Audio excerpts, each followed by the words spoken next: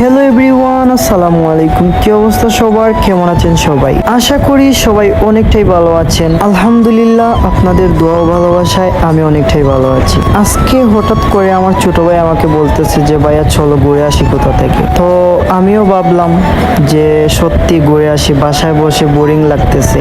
তো সে আমাকে বলতেছে যে ভাইয়া চলো নদীর পানি দেখে আসি। আমিও তার কথা শুনে বের হলাম নদীর পানি দেখতে। এসে দেখি আল্লাহ কি বলবো, খুবই ভয়াবহ অবস্থা। অতিরিক্ত বৃষ্টির কারণে নদীর পানি বেড়ে গেছে আর নদীতে ছিল প্রচুর স্রোত, যার কারণে মাঝি ভাইয়া একা একা নৌকা বাইতে পারতেছিল না। তো সে আমাকে বলতেছে যে ভাইয়া আপনি কি নদীর ওই পারে যাবেন? আমিও ভাবলাম হ্যাঁ চলে আসি, নদীর ওই পারটা দেখে আসি কি অবস্থা। তো মাঝি ভাই আমাকে বলতেছে যে ভাই আপনি তো নদীর ওই পারে যাবেন, তাহলে একটা কাজ করেন, বইটা দিয়ে আপনি খাড়ালটা ধরেন।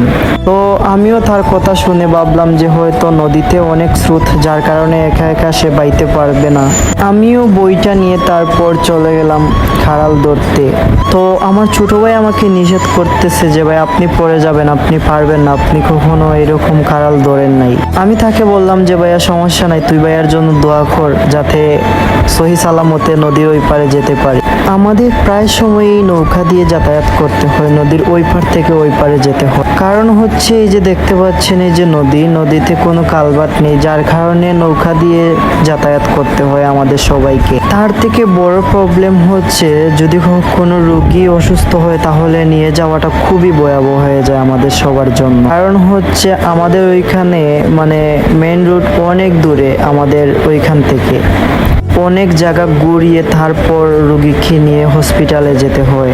আর সব থেকে ভালো হতো যদি এইখানে একটা কালভার্ট হতো, তাহলে কত না ভালো হতো।